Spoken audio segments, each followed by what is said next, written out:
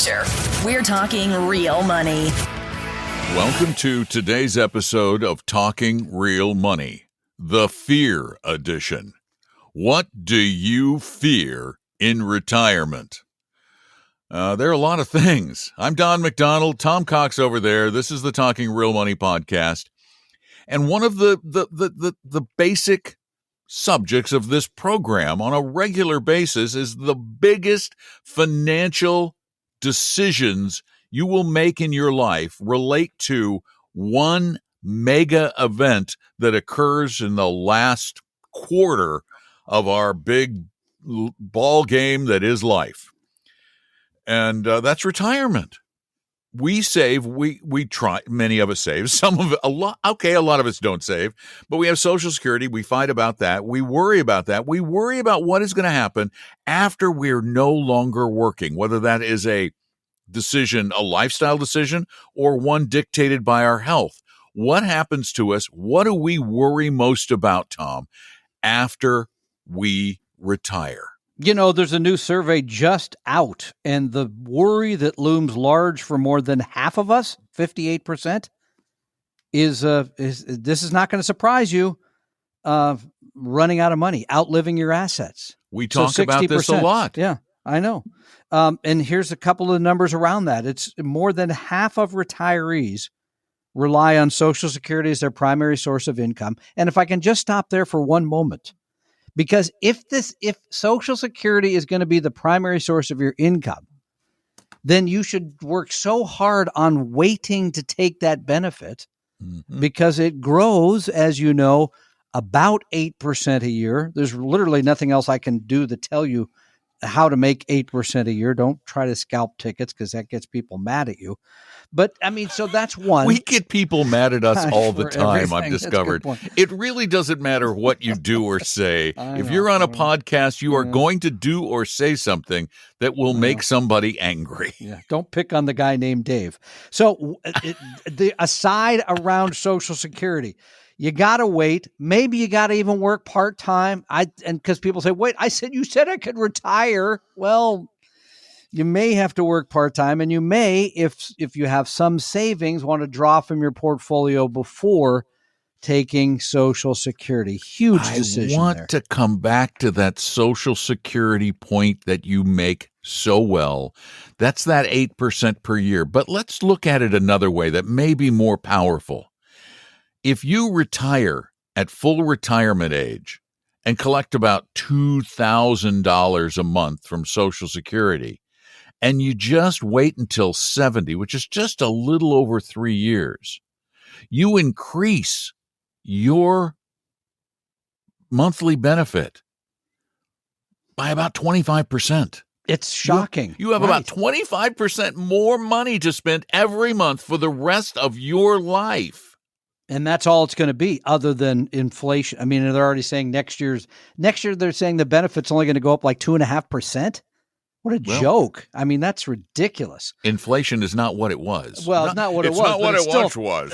It's still more than 2.5% more than anyway. So back in early 23 and 22, I remember when inflation was really high. And here's the thing. Here's the other part about retirement that we know. And I wish they wouldn't even say this in the article because it drives me nuts. Retirement savings has become an individual obligation rather than an employer or state obligation. Now, if you work for a governmental agency, you know, you're probably still getting a pension. That's well and fine. Some, not all, but some. But this always makes it feel like a negative. So that's pushed some people to retire later. It says almost half of people say they got to retire later than they want, which I think is outrageous as well. Whoa. What is outrageous? Well, the fact retiring later?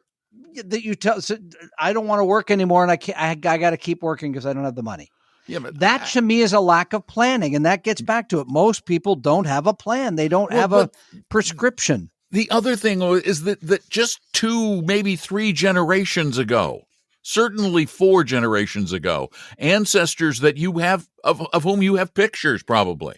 So it's that modern. These people back then died on average at 65. We live so much longer now. Why is our working life about the same length it was 100 years ago as it is today. We live a decade or more longer, a couple of decades on average longer than our ancestors just a few generations ago did. So why do we retire at 65? I think being flexible, not only saving, but being flexible in your retirement date is the key to maybe not worrying as much. Well, but that means you've got to be flexible when it comes to spending, for example, because many people say, I'm spending this much, I'm going to keep spending this much. Well, maybe you're going to have to spend a little less for a period of time, a little more. And which gets back, somebody in the article says everyone should at least do a basic financial plan. Not everybody has to go to a financial advisor to do a fancy plan, but you got to know kind of what your income needs are going to be. You need to know what sources of income you have, when you're going to get those, what you've saved and how you can live off that money. You have to at least do that. I mean, the article suggests what you just kind of said, the flexibility, trimming your spending. The article also suggests considering an annuity, purchasing an immediate fixed annuity. And my take is, well, wait, if you have assets, you can hire an advisor to manage money that's annuity-like and get it cheaper, or you can do that on your own. You don't have to give the money to somebody else and have them pay it back like a pension. That's old school. So again, for me, always this comes back to anybody after the age of 50, you got to have a plan. There was another piece that I really enjoyed that talked about knowing the expenses that people have a tendency in retirement to not think through. Travel. You're taking a big trip this summer, right? You're not retiring, but you're taking a big trip. No. Those are added expenses you didn't maybe expect. Number two, home repairs, home fixes. Most people don't put that into their budget, if you will. Transportation, and then eating out, having dining experiences other places. People don't oftentimes plan that into their expenses. But if your fear is outliving your money, then get with it and have a plan if you're not already retired about that. That's not my fear, by the way. We talked about this before the show. My fear is being alone in retirement. I think that would just be dreadful. But of course, these things are always a possibility, right? There's no guarantee that you're going to be with somebody. There's no guarantee as to your health either. Those are fears. Yeah, and that's mine actually, is the health thing. I just don't want to sit around being a near vegetable in a nursing home somewhere, still functional, but just not doing anything, not helping, not providing, not being a productive. Productive. Thank Yeah. you. That's a great word. Yeah. Productive member of society. And by the way, speaking of mini planning, if you want to just get a basic, like, are you on track? There are a ton of really simple and very, very robust retirement calculators out there that can tell you if you're on track. Even if you don't have your own advisor, they can at least tell you if you're on track. Like Vanguard has one. Let's do a show on those. Let's do a program on those. We should, because there are a bunch of them. Yeah, let's do them. I never thought about that. We'll go through them. We'll do them right on the program. That'll be interesting. Yeah. Because they're really cool, and they've got a lot of different ones. My Vanguard's is good. I've looked at NerdWallet. How's your plan looking? My plan my plan's fine. I mean, because I don't have a highfalutin standard of living. That's true. You stay in your cave night and day. Doesn't really matter. I order out for pizza. Give me a 10 by 10 room with a microphone, and I'm set for with a computer, because that's all the entertainment I need. Don't forget the padded walls too. So gotta have padded walls, but for a different reason. Called soundproofing. I like to say sound it. treatment. It's fun to say. You have padded walls where you are too. Believe you me, today I'm needing the padding. My friend, you need them almost every darn day. Got questions? Yeah, I do. We got actually. answers. I hope. Yeah. Yeah. What do you got? Well, read away. A little wacky. Read away. All right, I'm gonna let you. We try to take everybody's question. We take all callers. No more arguments about Tesla, though, because somebody told me today they heard the Tesla guy for the second time. Like, he's not on again. That was it. 2 times Tesla. It's over. And you made the great point. By the way, there was just recently, just in the last couple of days, there was a piece about Toyota and how they are making the move into EVs. I think I saw that in the journal. Big way, like major way.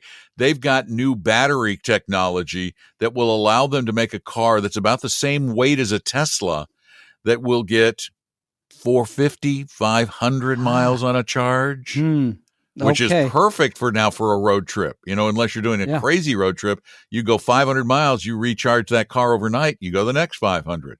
Wow. So you mean they could, okay, leave it at that. I don't want an argument again about that. All right. This one comes from Bill, and I'm glad you're here to answer this because I know how I would answer it. But he says there is a way to cut out all exchange traded fund fees in M1. M1 Finance is we know M1. A lot of it's a very popular millennial trading site. Yeah.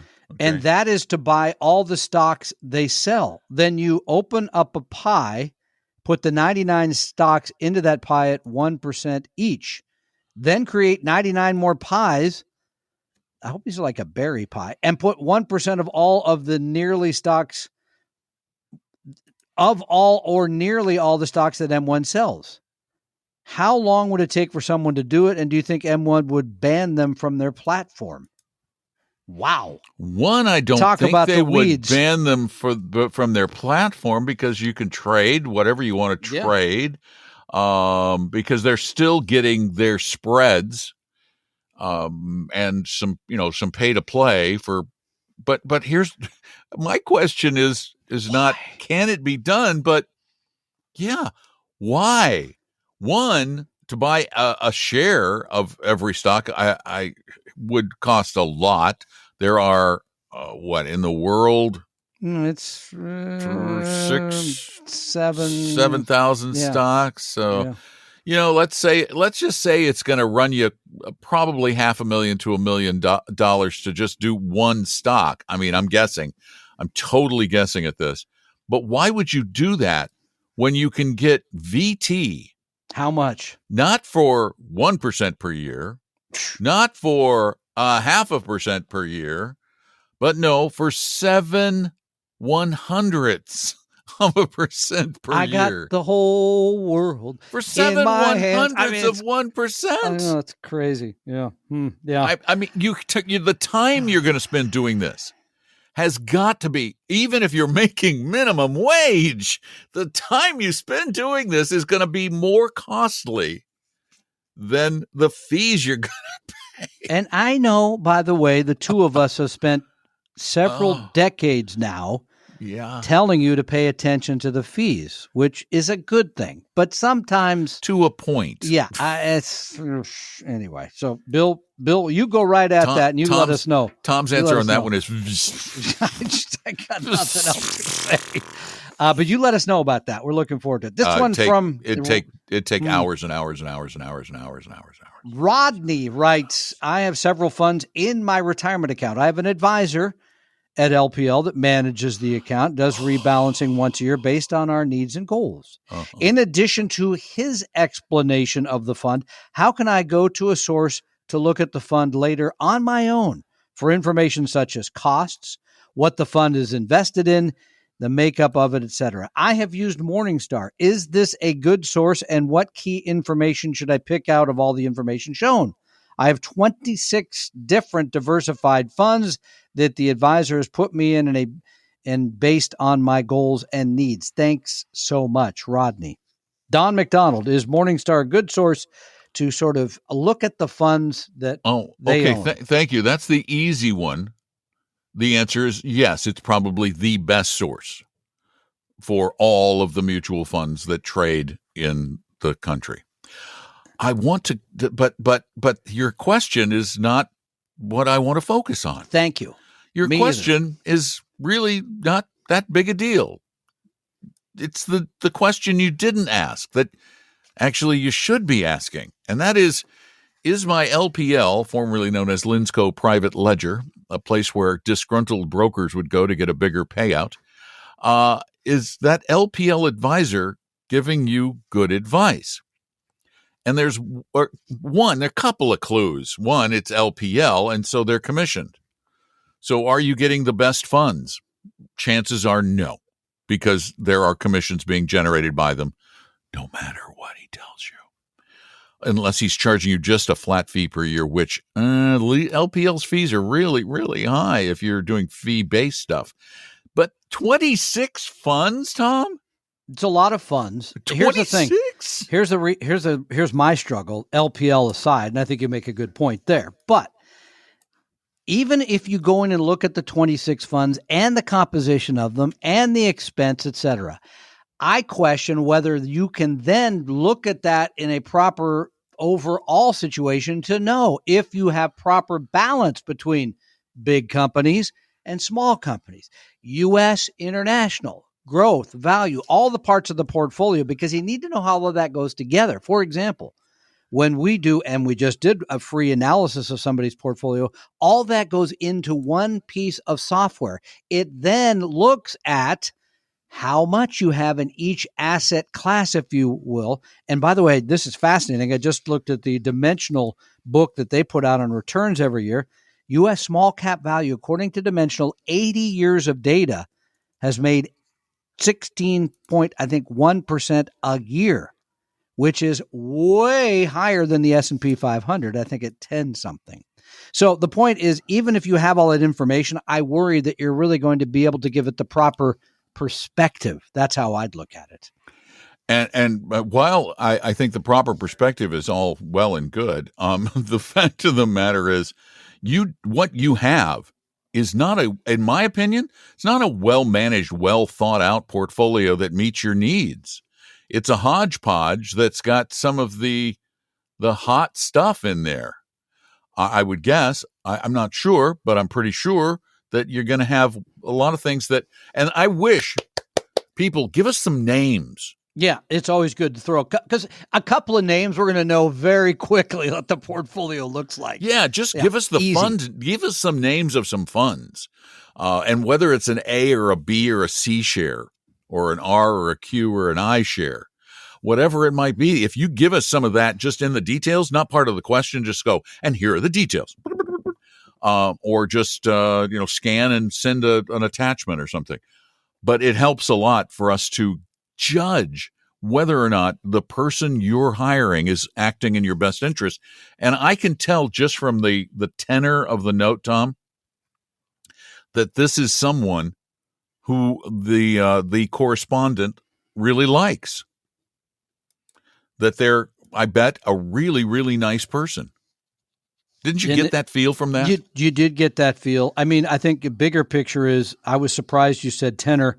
I consider you more of a base, but that's a whole other question, I guess. So sorry. And Father's Day is just days away, and the bad dad jokes let them fly, are picking baby. up. The pace is increasing. I can't wait for the next podcast. Exactly. Oh, Something no, to the look forward weekend to. show should be a work of art. Saturday is going to be a good bad time, dad friends. joke. He's going to have the bring the encyclopedia book. I got the of book bad back. dad jokes out. Find that darn thing. Let's get going. Yeah, we're good. All right. So that's good. Now let's put the show out of its misery. Which it definitely has earned. And let Tom finish up with whatever nice little promotional message he'd like to share. I don't have a lot. I mean, we've talked to a lot of you the last few weeks. Love to talk to more of you. It's casual. It helps. We just talked to somebody that has a very good portfolio. We're making it better, not hiring us. He's just making some changes. Yeah, see, that's the thing. That's what we do. This is what sets us apart from all the other idiots out there.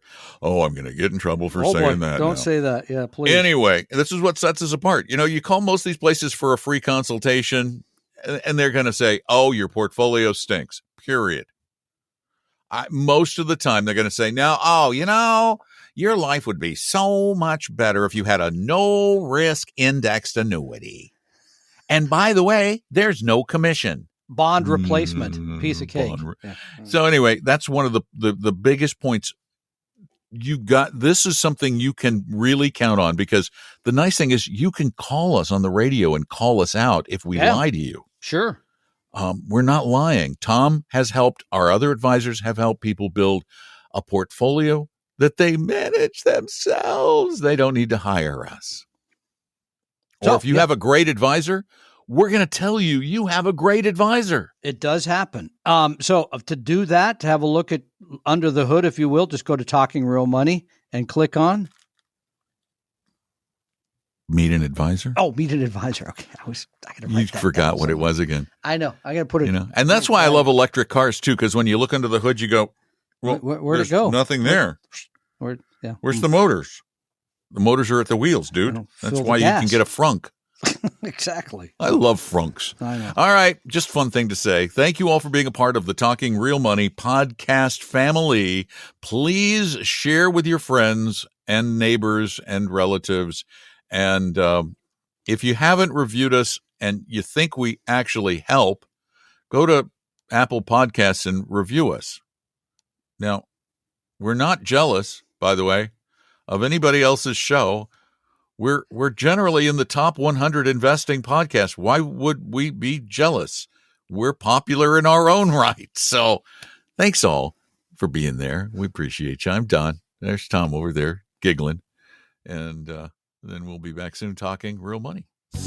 We hope you realize that the information provided on Talking Real Money is for informational, educational, and hopefully enjoyable purposes only. Providing personalized financial planning or investing advice takes time, so please consult with a really good fee-only fiduciary investment, tax, or legal advisor. We know a good one. Investing must always involve risk. In other words, you can and probably will lose money at times. Also, as much as you want it, no one can accurately and consistently predict the future. So past performance doesn't tell you a darn thing about what the future will bring. Unlike many other programs that say something similar, Talking Real Money is not trying to get you to buy or sell any financial products or securities. Instead, the program is provided as a public service by Appella Capital, a fee-only registered investment advisor. Thanks for listening, and please visit TalkingRealMoney.com for more information and disclosures. That should keep the lawyers happy.